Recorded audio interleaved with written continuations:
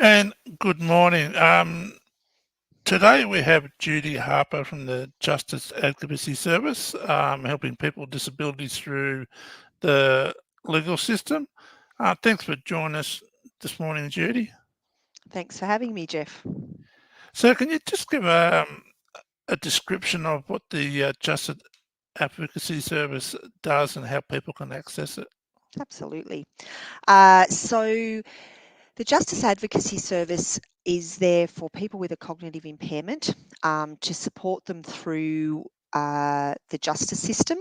That's whether they're a victim, a witness, an alleged perpetrator, or a defendant. And really, what we aim to do in a variety of different ways is provide support to people that means that they can exercise their rights, that they get access to the same justice that everybody else does, and that they don't uh, inadvertently end up with worse consequences just because of their cognitive impairment.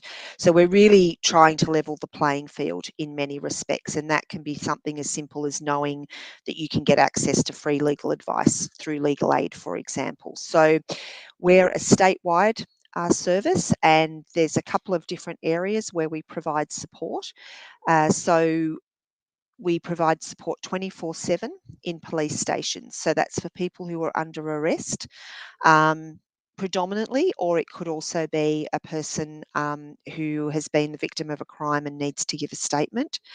Uh, and that support is there's a 1300 number that the police contact or a person themselves can use, and we speak to the person, find out their situation, offer them a support person. So we send someone in person to support them at the police station. They also have access to free legal advice through that. So that's a really big differentiating factor, and a really important one, because the earliest access to legal advice, the better the outcome will be for the person, and the earlier they can start to understand their situation and make informed decisions about what they want to do. The second part of what we then do is provide support to people through the court process. So, not everybody. People can come to JAS anywhere along their contact with the system. Many people are in jail on remand before they contact us or know about us. So it doesn't matter where you come in. We provide support to people through the court process. So again, that's making sure that they're able to access legal advice, that they understand and know what's going on, can make informed choices. And that's whether a person is going to court in person or they might be in custody on remand, and that's done via audio visual link. We provide support at legal appointments as well, because again, it's really critically important that people understand their legal advice and that that information is given to them in a way that they can understand and make informed decisions. So the support we provide for that is a mixture of both paid staff and volunteers. We have a network of, at the moment, about 140 amazing volunteers across New South Wales who are trained to provide that support as well. And throughout that legal process, often we might be supporting the person with information and referral to other support services.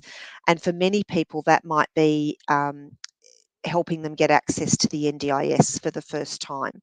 Um, the number of, at the moment, I've just reviewed our data for the last 12 months, about 20% of our clients have their cognitive impairment identified and diagnosed for the first time when they're in contact with our service. So a lot of people don't have that diagnosis and therefore have not had access to the NDIS or have no idea how to get access to the NDIS. So we also do a lot of information and referral to support people through that getting those supports in place, because that may well, assist them in terms of their progress through the legal system, but also hopefully not coming back into contact with the legal system. So that's kind of a bit of a nutshell of what we do. We're based across 14 sites across New South Wales, so we have a very big regional and rural presence as well.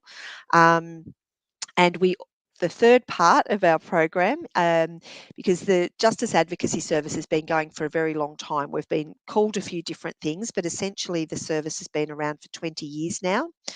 And a new component that we've been funded for is for six court sites to be used as pilots to provide additional support for people who can be diverted out of the justice system.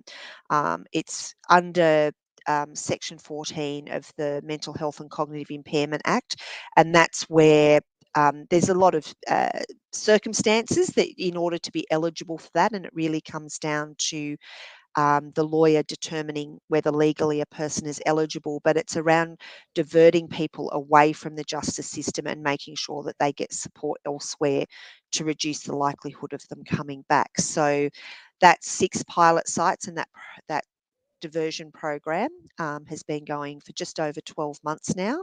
So there's lots of diversion options in the justice system. So things like the Merit program, which is for people who are having drug and alcohol issues.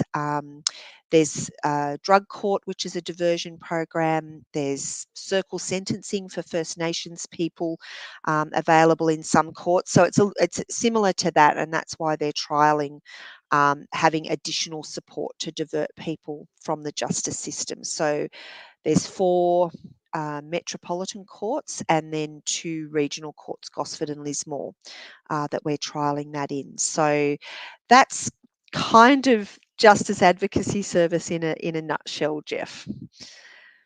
Yeah, well, you've done really well to explain it.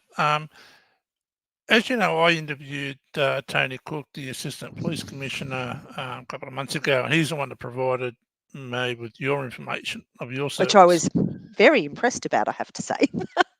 Yeah, well, he was very articulate and welcoming, and really generally a nice person. Yeah. But one of the things I raised with the Assistant Commissioner was that police sometimes have troubles identifying Oh, yes. those sort of impairments. So Yes, do you do absolutely. any Yeah. training to train the police? We do, and that's probably the other side of our work that I didn't describe. We are funded now to do training and capacity building education in the justice system. So we don't do as much as we would like, particularly with the police, but we certainly have regular training um, every month with the crime prevention unit. With police, and it's very much around identifying cognitive impairment. So it's not just about contact jazz. They've got to identify that someone has a potential issue to begin with before they even think about ringing us. And we're very it doesn't have to be definite. We don't need a proven diagnosis or any of those sorts of things for someone to get access to support, particularly in a police station. So if a police, officer calls us and says, where I have so and so, and I think there's something not quite right going on and they need support, we always err on the side of providing support. And if we get there and it turns out that we don't think the person has a cognitive impairment, we will always continue that support, and we will then refer them on to someone else after that. But it's primarily because we want to make it as easy as possible for police to call us. So, there are specific parts of LEPRA, which is the act that governs police, that says they must call a support person for someone if they have a cognitive impairment. So our biggest challenge, as you've said, Jeff, is really getting police to identify cognitive impairment and say this person needs support. So we used to do a lot more training with police. So, for instance, we used to be at the police academy regularly for each group of recruits that came through. Um, and we used to do custody manager training. But with the impact of COVID, police have moved a lot of their training to online. And by moving it to online, they've shortened some of it. So we're not doing as much training as we used to, but we're currently working with the police. We have a specific contact in the police service. We're working with them to increase that. But a really good example, we had one of our staff out doing training the other day with police, and it was a group of police from a particular station. And it's a station that we get a lot of referrals from. So we sort of went, well, obviously they know about jazz. That's good. There was a police officer there who had been at that station for 20 years and said she had no idea that we existed. So it's really, really hard with that workforce because they change, they move, there's turnover. So it's really that, consistently trying to provide that education, but also acknowledging that they're bombarded with lots of different scenarios, and making them aware that they might think that the number of people with cognitive impairment they see is really low, when in fact the data says it's actually really high. So really helping them to understand that there are a lot of people with cognitive impairment that they come into contact with. And the other aspect of the training that we particularly focus on is around support for victims. The stats around support for victims with a cognitive impairment are really pretty horrific. It's something like less than so this is specific. I'll give you some examples that are specific to particularly women with cognitive impairment who experience sexual assault. Something like 60% of women with cognitive impairment will experience a sexual assault during their life. Less than 3% of those get reported to police, and less than 1% of those ever get to see a court, because there's an assumption that because somebody has a cognitive impairment that they're not going to be able to get through the justice system as a victim. And that judgment call is often made by police. So we really emphasise with the police the importance of getting a support person for when a person is making a statement, because that generally very much increases the likelihood that it will be followed up and that they will get to go through the court process and exercise their rights and access justice. So there's a lot of things we really try to get across to police, but we're also aware that they feel like we're one small part of this huge thing that they have to do, but we really are quite a large proportion of that work. So we also do training for lawyers, for magistrates, for court staff. So again, someone may, rock into the court building and have no idea where they're going or what they're doing or anything else. And so helping court staff and registrars be aware and to sort of direct people for support is really useful as well. So we certainly do a lot of that across the justice sector. And the other training that we do is for people with cognitive impairment themselves. So to really help them to be aware of their rights, that they can get support, and that, for instance, that we are available 24/7 if something happens, or if police want to talk to them, that they can give them a card or say, can you please contact Jazz? And that again, hopefully alerts the police to the fact that they have a cognitive impairment. So yeah, it gets quite tricky. And, for some of us us in the disability sector, we use those terms really frequently and know what they mean. But for police, sometimes that's a whole new world. And that's where I really feel having that training around whether it's cognitive impairment, whether it's mental health, whether it's disability generally, as a really significant portion of the initial training for police coming into the police force, I think is really, really critical, and we're not there yet. No, and I agree. I think the last time I heard it was like over 18% of the population has a disability. Yes. And yeah, and as I was explaining to the assistant commissioner, I said sometimes disabilities can be invisible. Mm, Yeah, especially if you mm, don't work in the disability field. When you've yes. been in the disability field for a while, you can pick up those cues. Mm, Mm, and identify some of these disabilities. mm, But um, for this sort of training, I know with COVID, you said with online stuff, mm, I don't think online's really appropriate for this sort of mm. training. I think face to face would be much better.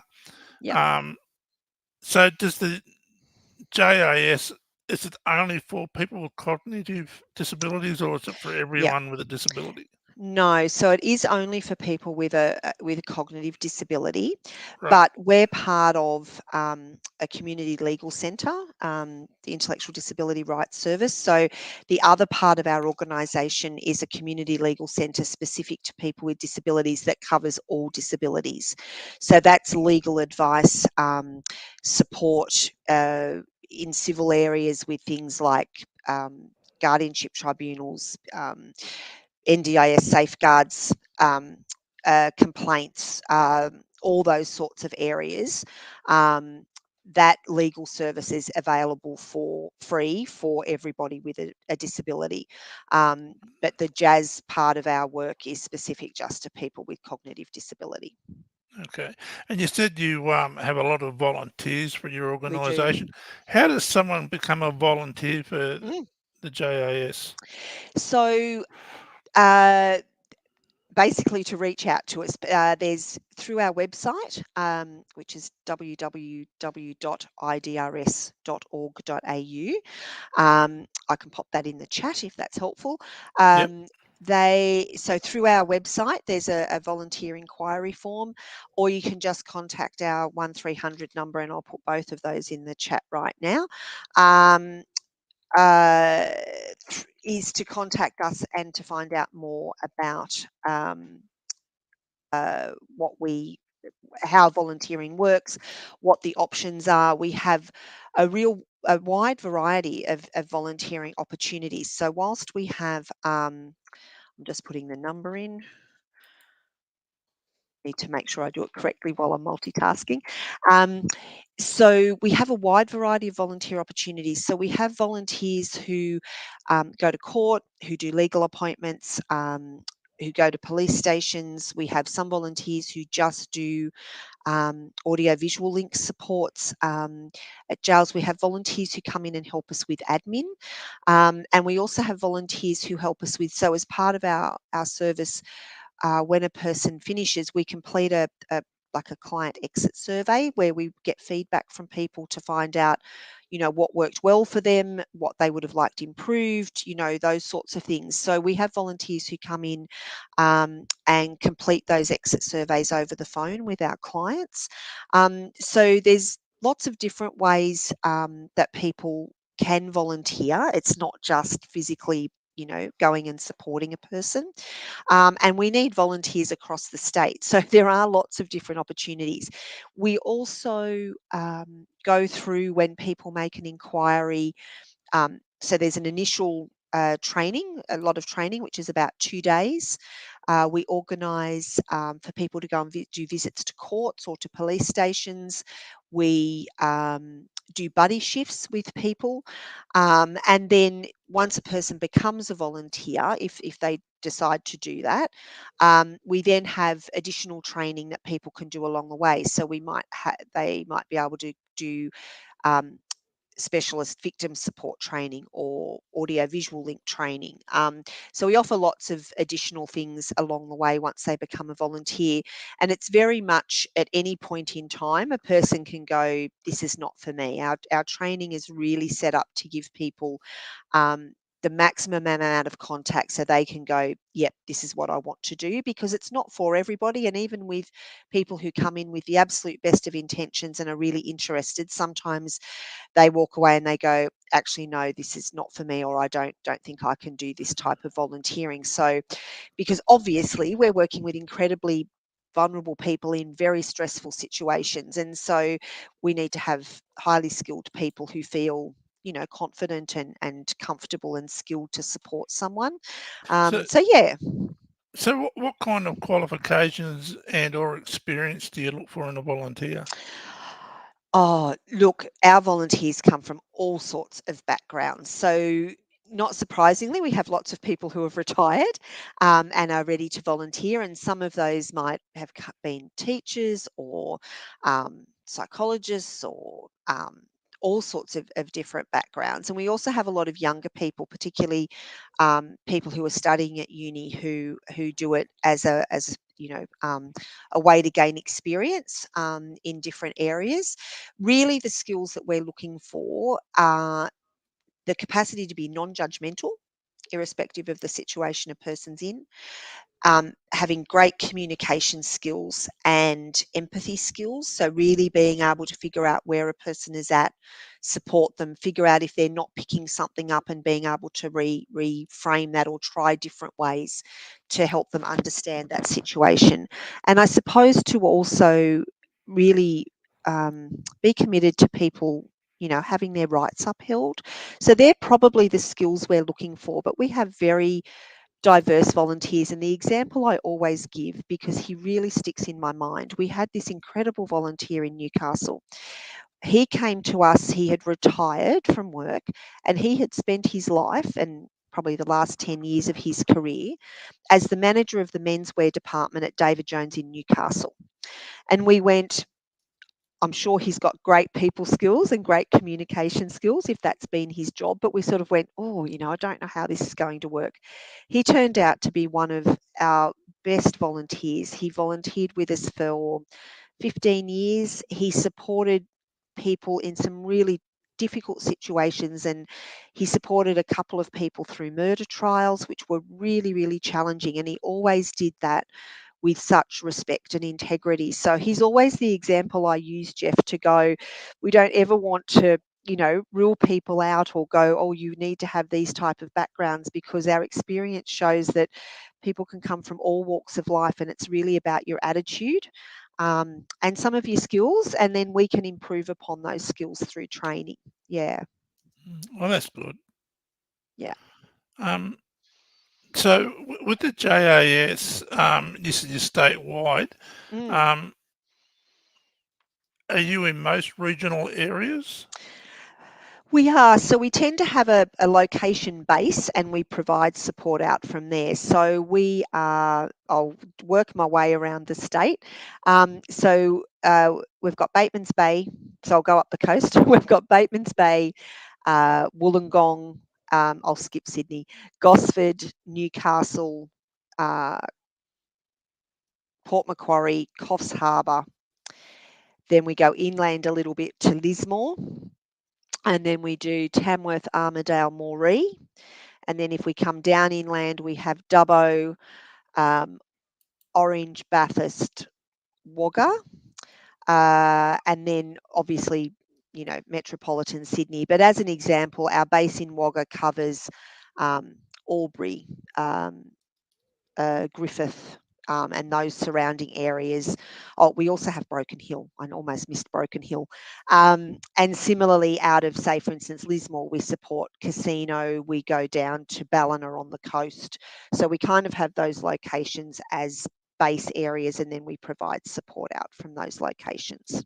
And in the city, we have city, like the city in Sydney, and then we have Blacktown and Campbelltown as locations, but obviously we cover all of metropolitan Sydney, which again, we usually stretch up into the Blue Mountains from our base in Penrith and Blacktown. So yeah, we've got some gaps. I won't say we haven't got some gaps. We've got other places we would really like to have a base, but we do reasonably well in getting there. Probably our biggest gap at the moment is we don't provide as much support on the far south coast as we would like, so that Bega Eden area.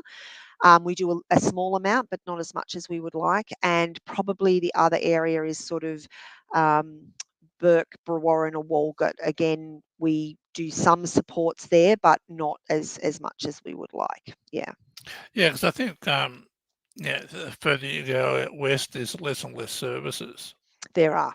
You Yes, know, and more disadvantaged people. absolutely. Yeah, so well, I'm actually in Armidale. Oh, there you go. Yeah, so I I was in sort of Armidale. I was in Armidale 2 weeks ago visiting our team. Oh, was you? I could have I come was. down and I met you. was. I was going to say, if I'd realised that, we could have caught up for a coffee. Yeah, Yeah. yeah. I sort of wouldn't mind reaching out to the local people here if you Yeah. could put me in Yep. contact with I them. can put you in contact with them. So we have, so Summer is our advocate based in Armidale, and then we have, she also helps with Tamworth, and we have a person called Wayne based in Tamworth as well. And actually, our volunteer manager has just been up there last week. We've been doing a volunteer recruitment drive up around the Tamworth Armidale area as well. So that's been one of our areas to focus on to recruit some additional volunteers up there. Yeah, well, I might reach out and see if Hmm. I can volunteer. Yeah, Um, absolutely. Because when I was speaking to the assistant commissioner, he sort of mentioned that what the police do training sort of like every 2 years in different fields, so they sort of rotate it. Hmm. Um, and I know from my own experience that there's a huge gap with the training for the Huge, police. You know, huge. it's probably under acknowledged Mm, a definitely. fair bit. But yeah, is there anything else you'd like to talk about? Oh, look, I suppose just the other thing to mention is that um, is just to highlight and there's, I mean, there is so much research around, and I don't know if you've had contact with the Justice Reform Initiative. I might send you their details as well. So Dr. Mindy Satiri is their CEO, and some of the work that they're doing nationally to make change is incredible. But the data and the evidence is there, and predominantly, for people with cognitive impairment, they end up they're arrested more frequently. They have more serious consequences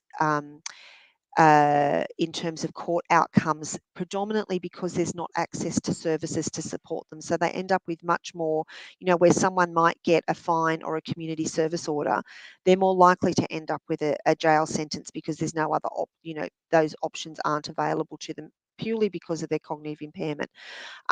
They spend longer on remand than anybody else. They spend longer in jail than anybody else. And often that is because they don't have secure housing. So they can't get bail because whatever their housing situation is not deemed to be reasonable for bail. So it's quite a minor offence.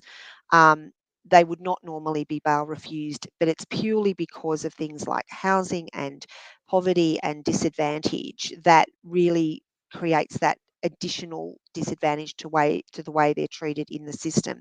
And so the length of time people spend on remand is enormous. So the number of our clients who spend 9 to 12 months in jail on remand, unsentenced, they have their matter finalised and are either found not guilty, or their sentences may be 6 or weeks or 3 months, but they've spent a year in jail, and you cannot underestimate the horrendously negative impact that spending time in jail has on anybody. We Mm. know the impact it has on people's physical health, their mental health, a whole raft of things. And so it's that disproportionate, you can take away what is the crime that the person has done, what is their just, sentence for that if they're found guilty.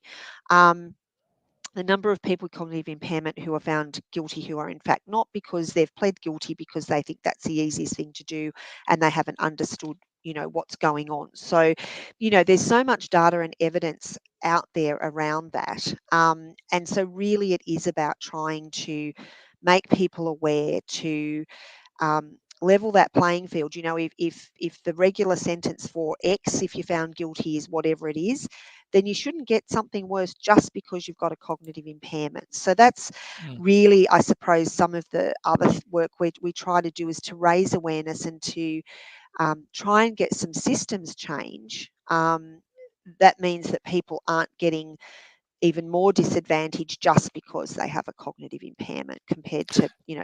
anybody else. So Yeah. when people are in remand, are they? Mm.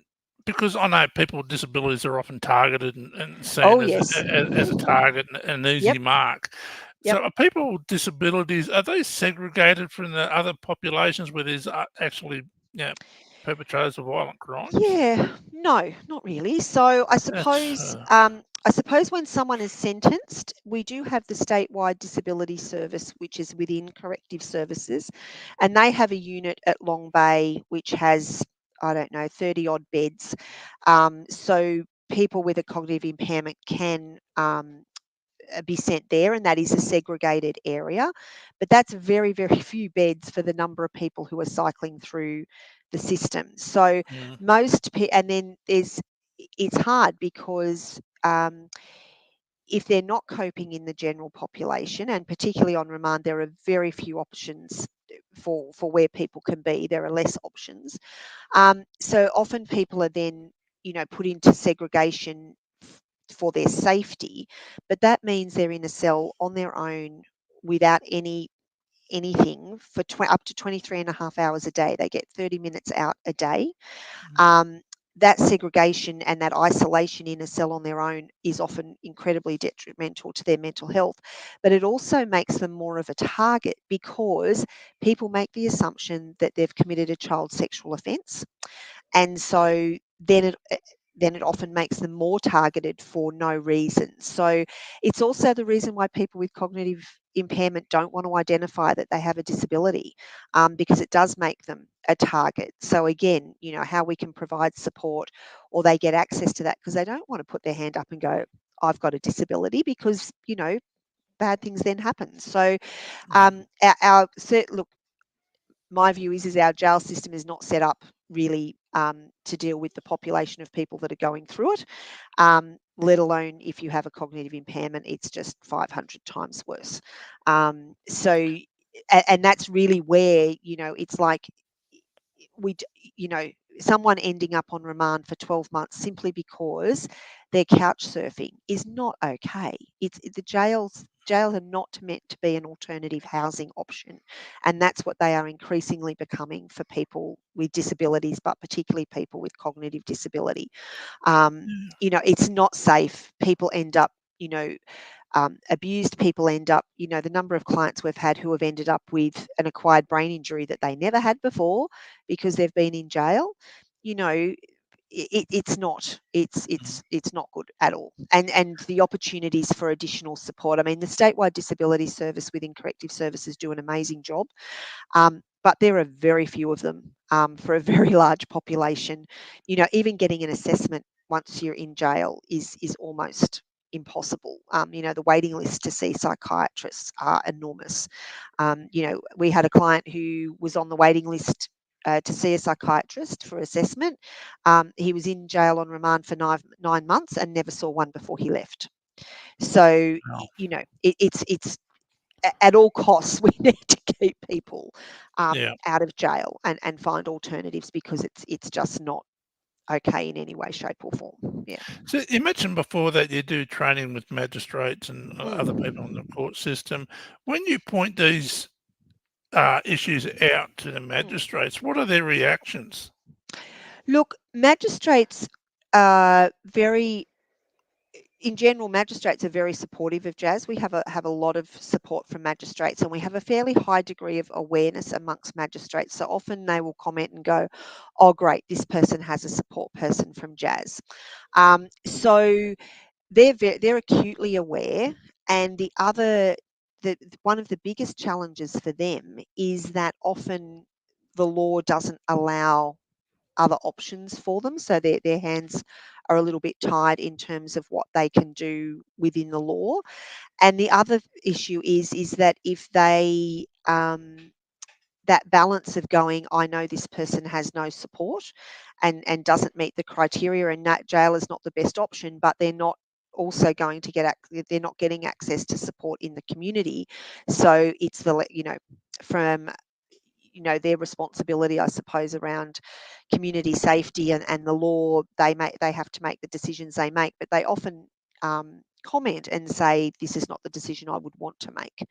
But with everything in front of me, it's the only option. So there is a good level of awareness, and there are some magistrates who are really strong advocates for change around particularly people with cognitive impairment, and a number of them have been really supportive of the diversion pilot programs, and a number of magistrates are going, excuse me, you know, we need this at our court. It shouldn't just be in these 6 pilot courts. And if anybody's managed to wade through volume 8 of the Disability Royal Commission report, which is specific to criminal justice, one of the recommendations of the Royal Commission is that that diversion option should be available not just across New South Wales, but it should be available in jurisdictions in other states as well. So, you know, that's really hopeful. So I'd have to say magistrates are really pretty much a fan of our support.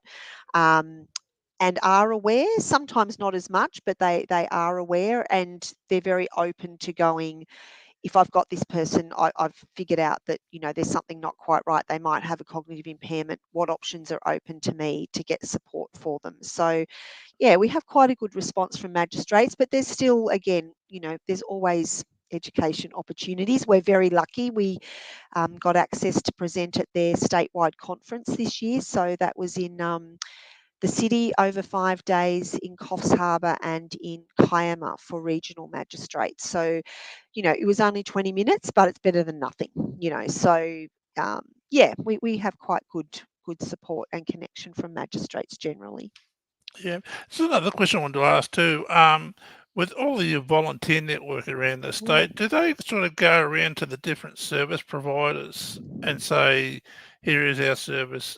You know, this is what we can do to help if you have a client."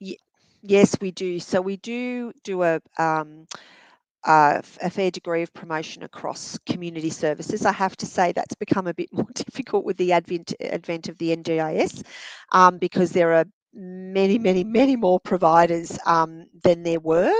So it's a bit more difficult to get word out. But one of the key roles of our advocates in volunteers in their particular area is to build that relationship and build that connection with other services, both so that they're aware that they can refer a client, but also in terms of us trying to get support for people often who haven't had any support. You know, we've got people who have been cycling through jail who have an NDIS package that's, you know, $100,000 worth of support, and they've never accessed it because they don't know how to find a support coordinator, or they don't know that they need to find a support coordinator.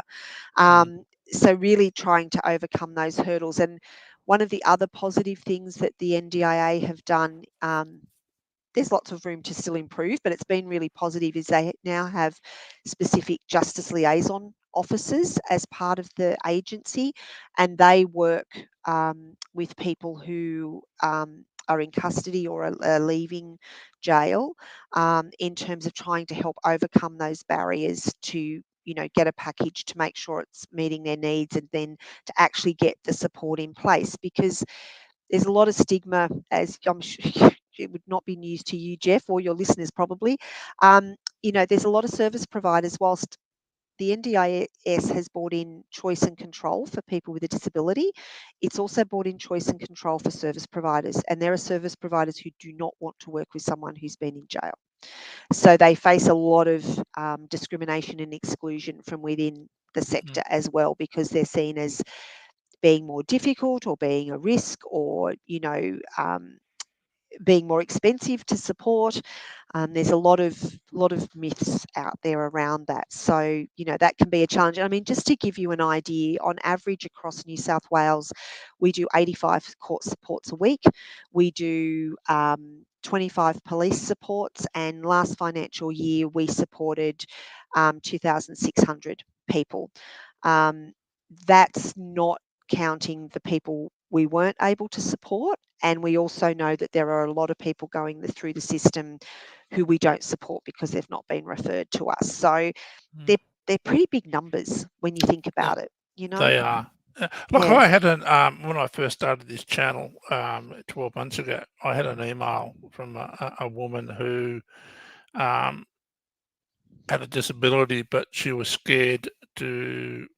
um, she was scared of the criminal system, like the judicial system, Mm, because she thought she would be victimized because she had a mm, disability and she didn't mm, know what to do. And mm, I tried finding out some information, and I didn't know your service was available until I mm, spoke to the mm, assistant commissioner, which was great. But Yeah, that's why I asked, if the volunteers, like I know here in Armidale, there's a community services network where all the Yes. community services meet.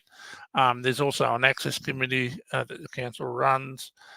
So does your organisation, the volunteers go to those sorts of? Volunteers and staff, yeah, we try to get to as many interagencies and community networks, whatever they might look like.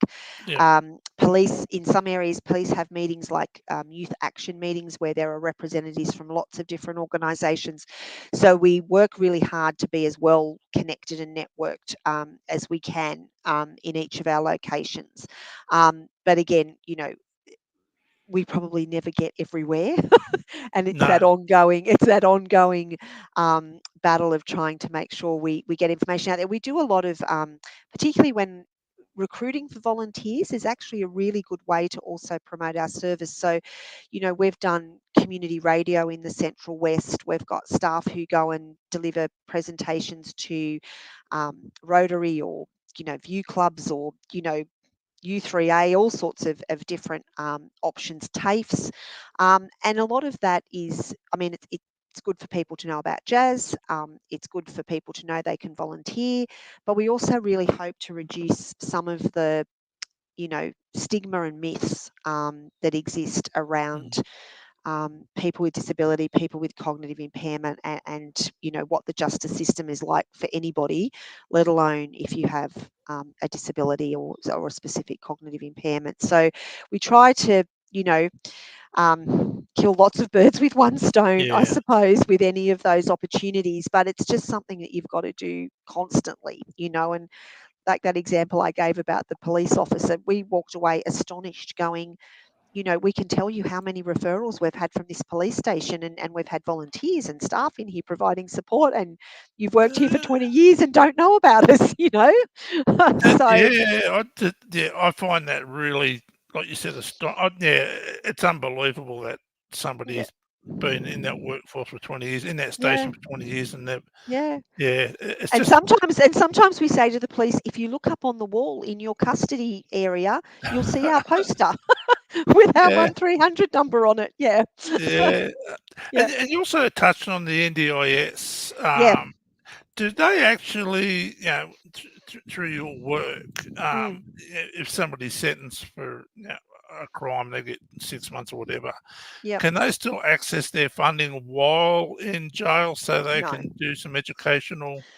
No, that's one of the things that we lobby about. So there has been a few little shifts in that. So it's one of those demarcation areas. It's like, health and education and corrective services the same. It's one of those demarcation areas with states Mm, because they come under the state jurisdiction. So whilst they're in custody, no, they cannot access their package or any additional supports.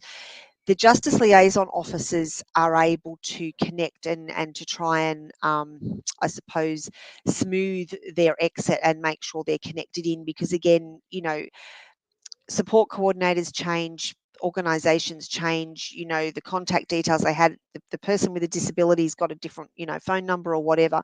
So those justice liaison positions have been really good, and they've also just started recruiting for justice planners. So one of our big lobbying areas has been for someone in jail to do that if they've not been on the NDIS before, or if they've been on the NDIS but need a plan review, to get that to happen while they're in jail so that you can plan for then when they get released.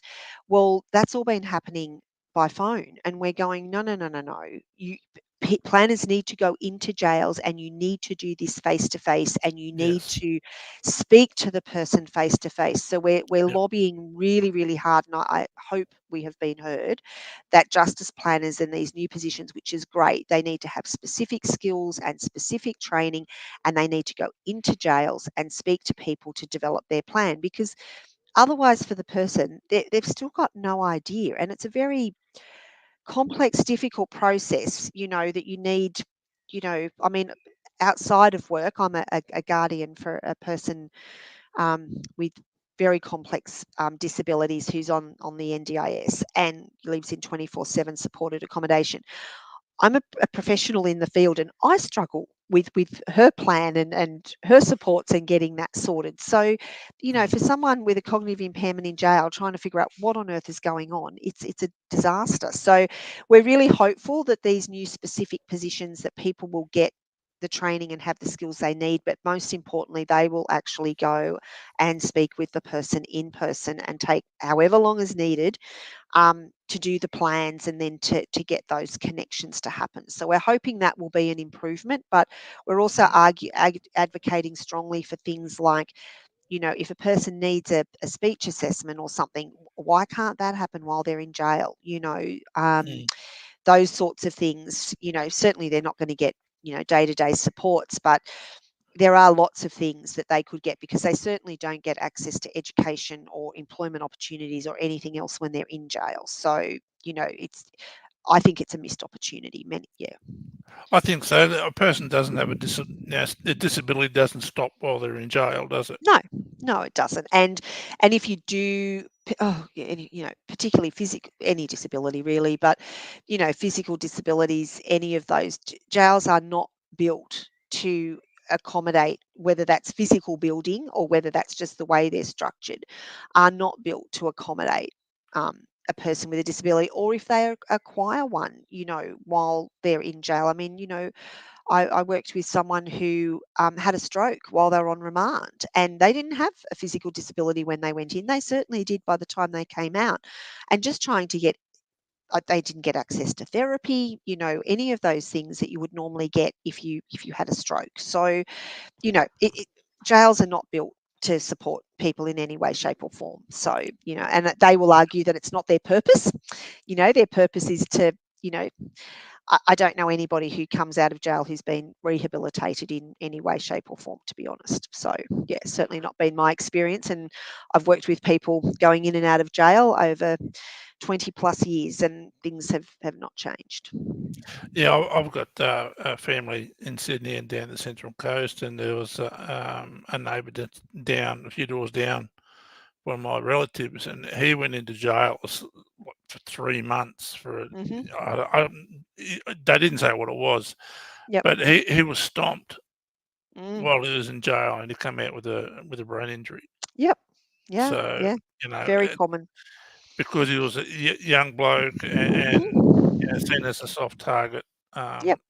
Yeah, yeah, Yep. One that's of sort of. the there are so many horrendous stories, but one that still sticks with me. It happened about 4 years ago. At the time, I was managing a program where we were supporting young people, and adults, um, coming out of jail who'd been on remand. And we had a young man who was 18 who went to adult jail for the first time. He had a significant cognitive impairment and mental health issues.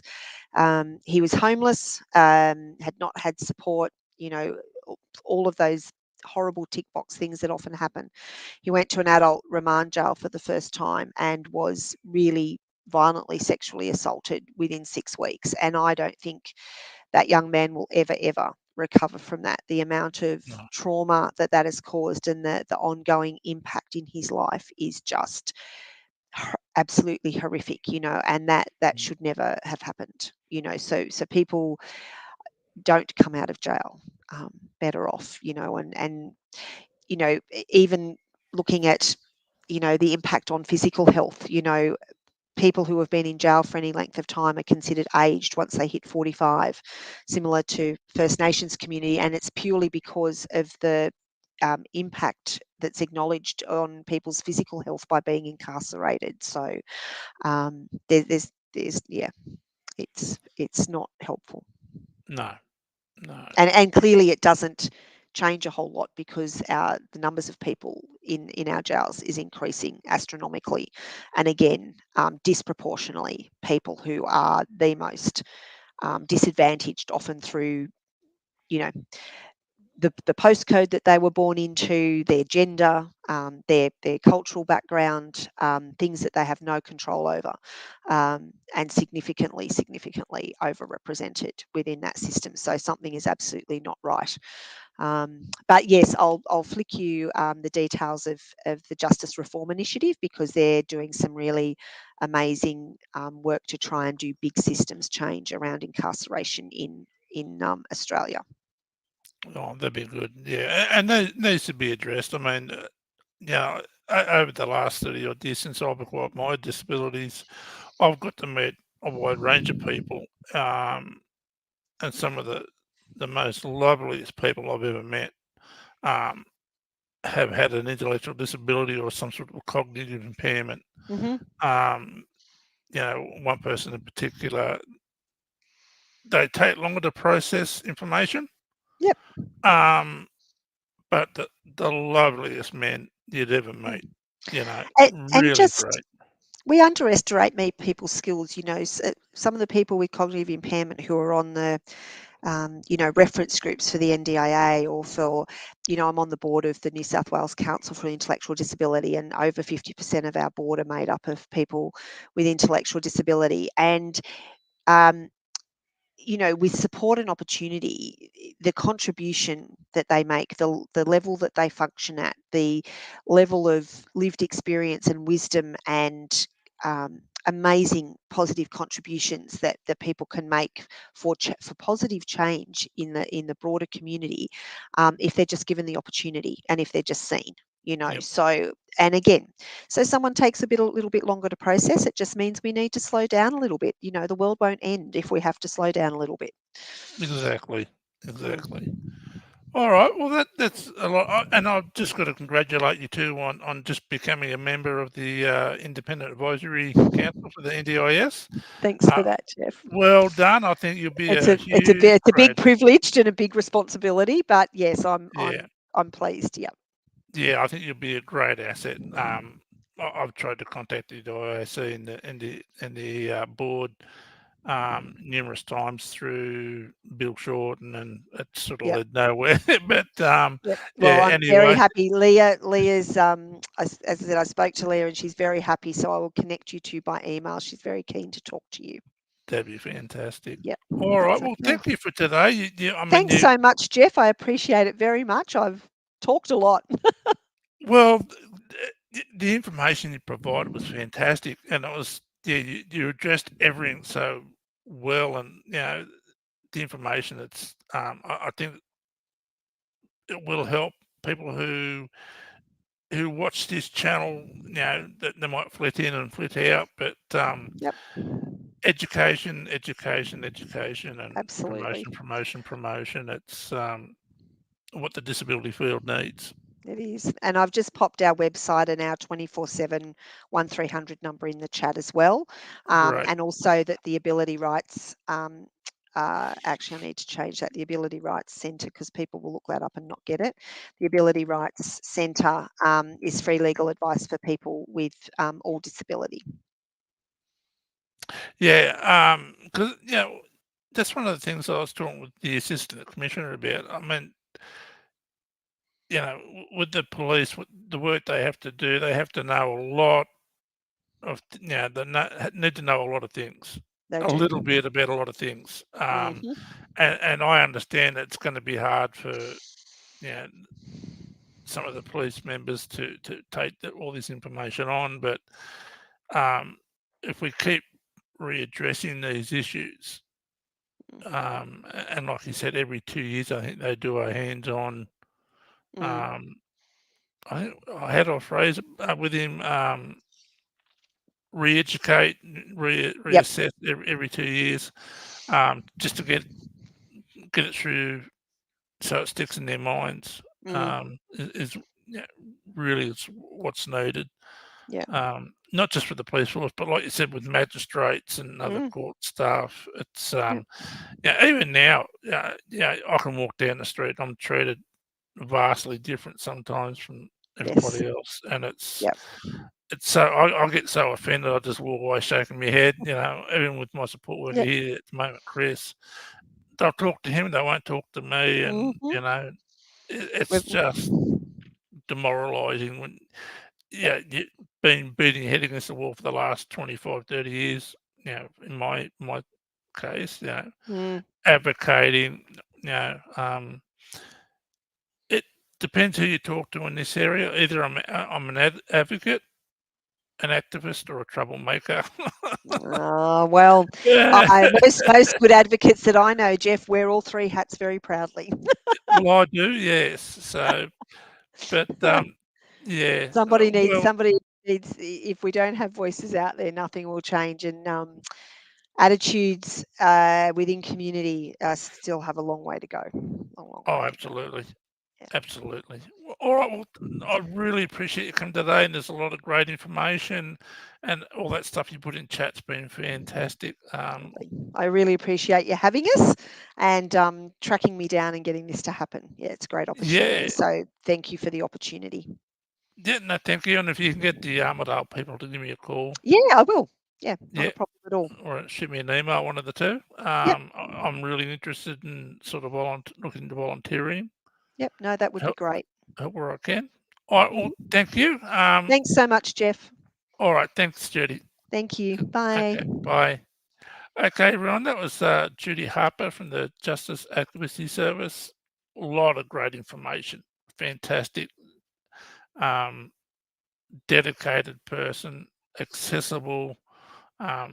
Yeah, really good person. I think she'd be really good on the IAC as well. I think Judy's got that sort of um, attitude to helping people with disabilities and advocating on their behalf. I think she would do a great job on the IAC. We might end the stream there today. Thanks everyone for watching. And thanks again, Judy. Appreciate all your time. Okay, thank you.